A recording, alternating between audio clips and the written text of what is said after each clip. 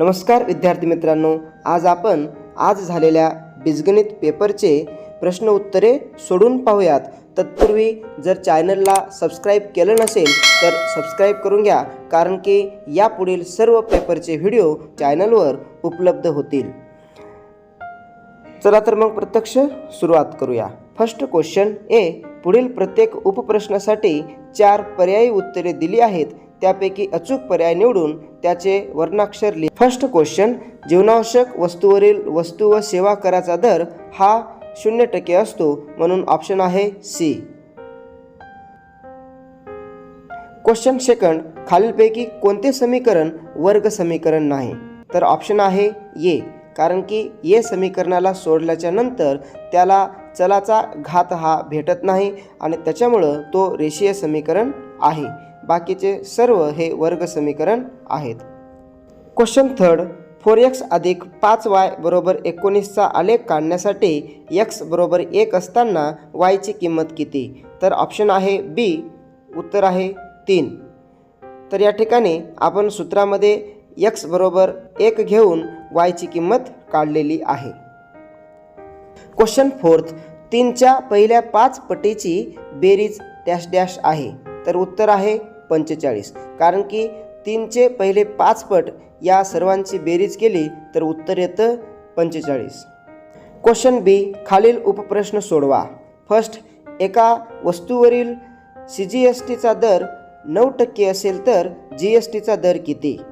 तर बाळांनो, GSTचा दरचं सूत्र आहे 2 गुणिले CGSTचा दर. तर 2 गुणिले CGST दिली 9 तर उत्तर येईल 18%. Second question. x व y ही चले असलेल्या एकसामायिक समीकरणाची जर dx बरोबर -42 व d बरोबर -3 असेल तर x ची किंमत किती? आपण क्रेमरच्या पद्धतीनं काढू शकतो. x बरोबर dx छेद d बरोबर -42 छेद -3, तर त्याचं उत्तर येईल 14 त्रिक 42, म्हणून उत्तर आहे 14. Third question. 2 नाणी एकाच वेळी फेकणे या प्रयोगासाठी नमुना अवकाश S लिहा. तर उत्तर येईल 2 नाणी एकाच वेळी फेकले असता नमुना अवकाश S HH HT TT TH. Question चौथा. खालील वर्ग समीकरण ax² अधिक bx अधिक c बरोबर 0 या स्वरूपात लिहा. तर समीकरण आहे 2y बरोबर 10 - y². तर या ठिकाणी आपल्याला समीकरण सोडवता येईल. 2y अधिक y² - 10 बरोबर 0, म्हणून y² अधिक 2y वजा 10 बरोबर 0 अशा पद्धतीनं आपल्याला वर्ग समीकरणामध्ये लिहिता येईल. क्वेश्चन सेकंड ए. खालीलपैकी कोणत्याही 2 कृती पूर्ण करून लिहा. फर्स्ट. एक फासा टाकला असता वरच्या पृष्ठभागावर मूळ संख्या मिळणे या घटनेची संभाव्यता काढण्यासाठी खालील कृती पूर्ण करून लिहा. उकल आहे. समजा S नमुना अवकाश आहे, तर S बरोबर म्हणजेच नमुना अवकाशातील एकूण परिणामाची संख्या आहे 1 2 3 4 5 6. N ऑफ S म्हणजेच एकूण नमुना अवकाशातील एकूण परिणामाची संख्या आहे 6. घटना ए. वरच्या पृष्ठभागावर मूळ संख्या मिळणे. ए बरोबर आहे 2 3 5. N ऑफ ए म्हणजेच नंबर ऑफ ए होईल 3. तर P ऑफ ए म्हणजेच एची संभाव्यताचं सूत्र होईल N ऑफ ए छेद N of S. N of a आपण काढलेली आहे 3, N ऑफ S आहे 6, म्हणून P ऑफ एचं उत्तर येईल 1/2. Second question. खाली दिलेल्या अंकगणिती श्रेणीवरून चौकटीत योग्य संख्या लिहा. जर 70 60 50 40 अशा संख्या दिलेल्या आहेत. येथे T1 बरोबर 70, T2 बरोबर दुसरी संख्या 60, T3 बरोबर तिसरी संख्या 50, तर ए बरोबर पहिली संख्या 70, तर D बरोबर डिफरन्स. या ठिकाणी जो डिफरन्स आहे तो 60 वजा 70 म्हणजेच या ठिकाणी -10 अशा पद्धतीनं आपल्याला घेता येईल. Question third. खाली दिलेल्या समीकरणाचा उल्लेख काढण्यासाठी सारणी पूर्ण करा. या ठिकाणी समीकरण दिले x अधिक y बरोबर 3. जेव्हा आपण x बरोबर 3 घेऊ तर y बरोबर आपल्याला 0 घेता येईल आणि XY लिहिता येईल 3,0 आणि त्याचबरोबर x बरोबर आपण जेव्हा -2 घेऊ तेव्हा y बरोबर 5 येईल आणि त्याचे XY लिहिता येईल -2 आणि 5. क्वेश्चन बी, खालीलपैकी कोणतेही 4 उपप्रश्न सोडवा. फर्स्ट, 2 नाणी एकाच वेळी फेकली असता कमीत कमी एक छापा मिळण्याच्या घटनेची संभाव्यता काढा. ॲन्सर, येथे 2 नाणी एकाच वेळी फेकली असता नमुना अवकाश S होईल HH, HT, TH, TT आणि म्हणून N ऑफ S होईल 4. समजा घटना A नुसार वरच्या पृष्ठभागावर कमीत कमी एक छापा मिळण्याची आहे म्हणून त्याचं उत्तर येईल A बरोबर HH, HT, TH आणि मग N ऑफ A होईल 3. तर P ऑफ Aचं सूत्र आहे N ऑफ A छेद N ऑफ S म्हणजेच 3/4 म्हणून A या घटनेची संभाव्यता होईल 3/4.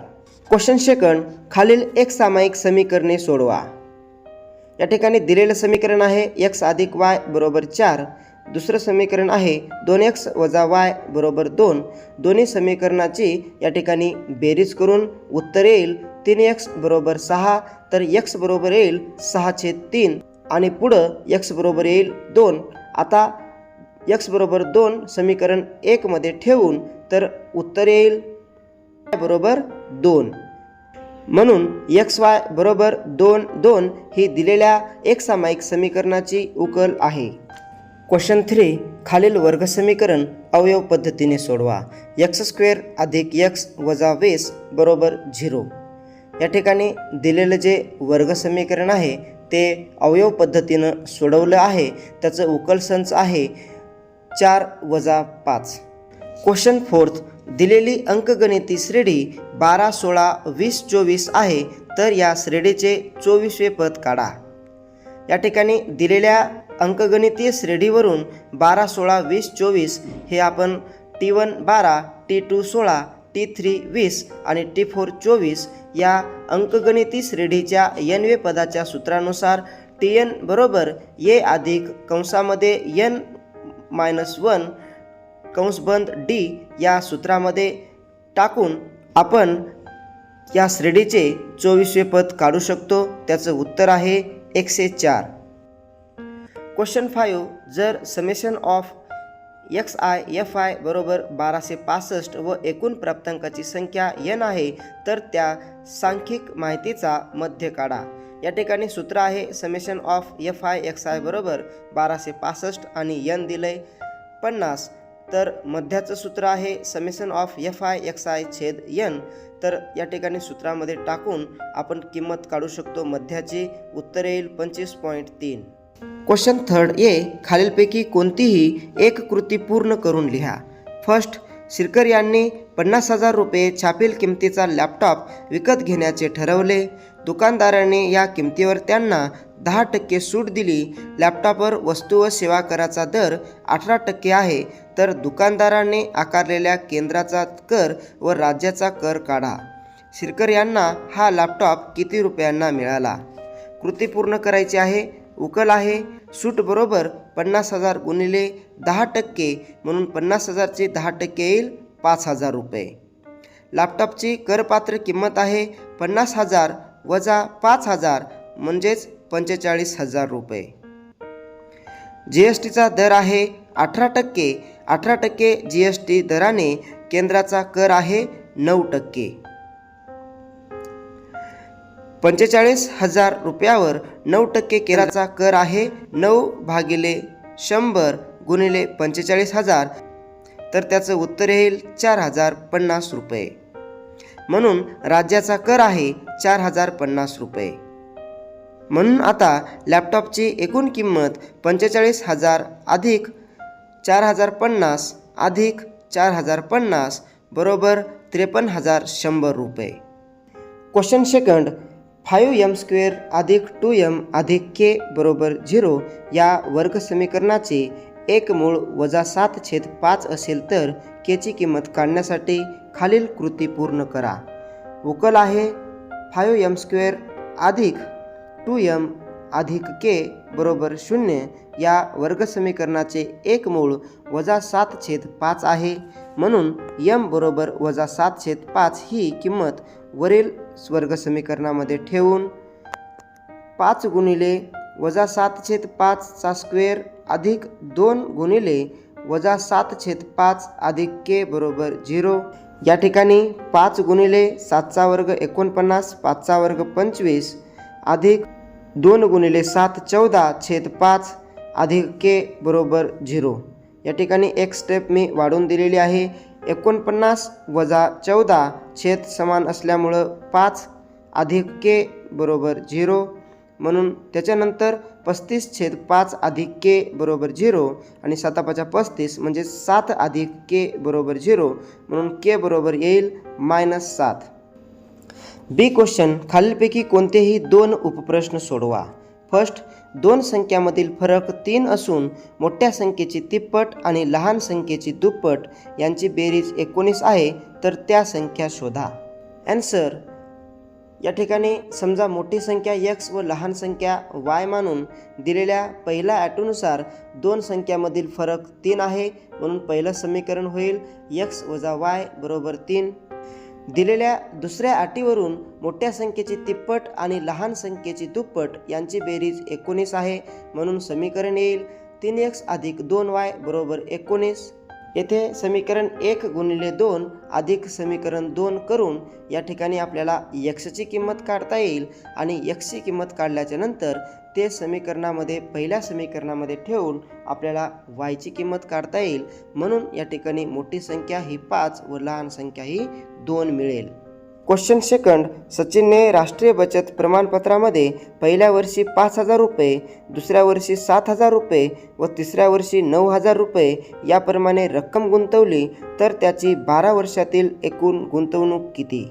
या ठिकाणी सचिनची राष्ट्रीय बचत प्रमाणपत्रामध्ये बचत प्रत्येक वर्षी आधीच्या वर्षापेक्षा 2,000 रुपये वाढत आहे. सचिनच्या राष्ट्रीय बचत प्रमाणपत्रातील दरवर्षीची गुंतवणुकीची रक्कम ही अंकगणिती श्रेणी आहे. म्हणून अंकगणिती श्रेणीच्या पहिल्या n पदाच्या बेरजेनुसार आपल्याला सूत्र ठरवता येईल आणि त्या सूत्रानुसार S/12 म्हणजेच 12 वर्षातील एकूण गुंतवणूक आपल्याला काढता येईल. त्याचं उत्तर येईल समेशन/12 म्हणजेच एकूण 12 वर्षातील गुंतवणूक होईल 19,02,000. क्वेश्चन थर्ड, प्रत्येक कार्डावर 1 याप्रमाणे 0 ते 5 या पूर्णांक संख्या लिहून तयार केलेली 6 कार्डे खोक्यात ठेवली आहेत, तर खालील घटनांची संभाव्यता काढा. या ठिकाणी आपल्याला प्रत्येक कार्डवर 0 ते 5 या पूर्णांक संख्या लिहून खोक्यात ठेवलेल्या 6 कार्डामधून एक कार्ड यादृच्छिक पद्धतीने काढले असता नमुना अवकाश होईल S बरोबर 0 1 2 3 4 5. म्हणून n/s होईल 6.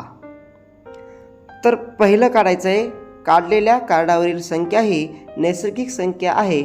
म्हणून a होईल 1 2 3 4 5. म्हणून n/a होईल 5. म्हणून p/a बरोबर n/a/n/s. म्हणून पहिल्या घटनेची संभाव्यता होईल 5/6. दुसरी घटना आहे, काढलेल्या कार्डावरील संख्या ही पूर्ण संख्या असणे. आता पूर्ण संख्या असल्यामुळं काढलेल्या कार्डावरील संख्या ही पूर्ण संख्या असल्यामुळं b बरोबर होईल 0 1 2 3 4 5. म्हणून n/b होईल 6.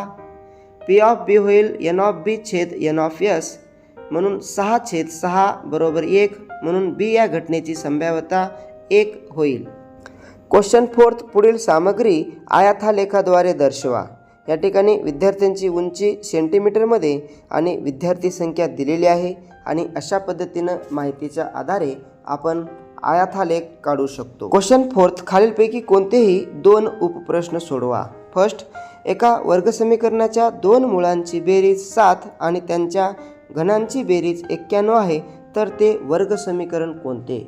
या ठिकाणी समजा दिलेल्या वर्गसमीकरणाची मुळे अल्फा आणि बीटा मानून दिलेल्या अटीवरून मुळांची बेरीज 7 आहे असं सांगितलेलं आहे आणि दिलेल्या दुसऱ्या अटीवरून घनांची बेरीज 91 आहे असं दिलेलं आहे. आणि या ठिकाणी दोन्ही समीकरणाच्या माध्यमातून आपण ते सोडवून या ठिकाणी आपल्याला समीकरण काढता येईल x² वजा 7x अधिक 12 बरोबर 0. क्वेश्चन सेकंड, श्रीमती तेजस्विनी यांनी एका कंपनीचे 80 रुपये दर्शनी किमतीचे 100 शेअर्स 900 रुपये बाजारभावाने विकत घेतले. प्रति शेअर 0.5% दलाली व दलालीवर 18% GST दिला. तर काही अटी दिलेल्या आहेत त्या आपल्याला सोडवायच्या आहेत. फर्स्ट अट आहे 100 शेअर्ससाठी एकूण गुंतवणूक किती रुपये केली. तर 100 शेअरसाठी एकूण गुंतवणूक बरोबर शेकडा संख्या गुणिले शेकडा बाजारभाव. शेकडा संख्या आहे 100 शेअर्स आणि शेकडा बाजारभाव आहे 900 रुपये. तर उत्तर येईल 90,000 रुपये. 100 शेअरसाठी एकूण गुंतवणूक 90,000 रुपये केली. त्याच्यातलं सेकंड आहे गुंतवणुकीवर दलाली किती दिली. तर गुंतवणुकीवरील दलाली बरोबर दलालीचा दर छेद 100 गुणिले एकूण गुंतवणूक. दलालीचा दर आहे 0.5% गुणिले एकूण गुंतवणूक आहे 90,000 रुपये, जी की आपण वरी काढली. याचा गुणाकार करून 450 रुपये ही गुंतवणुकीवरील दलाली आपल्याला मिळेल. क्वेश्चन थर्ड आहे दलालीवरील GST काढा. क्वेश्चन थर्ड आहे दलालीवरील GST काढा. दलालीवरील GST बरोबर सूत्र आहे GSTचा दर छेद 100 गुणिले एकूण दलाली. GSTचा दर आहे 18/100 गुणिले एकूण दलाली आहे 450 रुपये. आणि अशा पद्धतीनं आपल्याला 81 रुपये दलालीवरील GST काढता येईल. फोर्थ आहे 100 शेअरसाठी एकूण किती रुपये खर्च झाले. तर 100 शेअरचा एकूण खर्च किंमत बरोबर एकूण गुंतवणूक अधिक शेकडा एकूण दलाली अधिक दलालीवरील GST.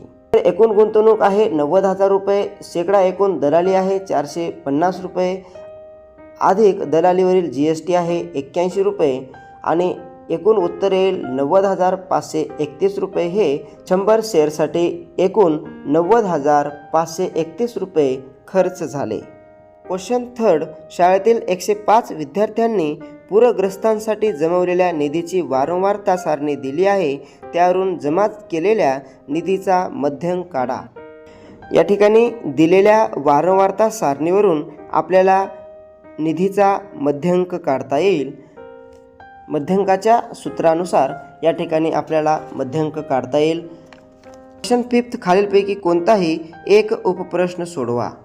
फर्स्ट, एका शाळेतील विद्यार्थ्यांनी शाळेत येण्यासाठी वापरलेल्या विविध वाहतूक साधनांची निरीक्षणे खालील सारणीत दिली आहेत. वाहनांचा प्रकार, विद्यार्थ्यांचे शेकडा प्रमाण. याच्या माहितीवरून तर याची किंमत काढा व त्यावरून वृत्तालेख काढा. दिलेल्या माहितीवरून आपल्याला याची किंमत काढता येईल आणि त्यावर आधारित वृत्तालेखसुद्धा आपल्याला काढता येईल. अशा पद्धतीने आपण याची किंमत बरोबर 15 काढलेली आहे आणि त्यावरून आधारित आपण वृत्तालेखसुद्धा काढलेलं आहे. सेकंड, गट ए व गट बी मध्ये काही विद्यार्थी आहेत.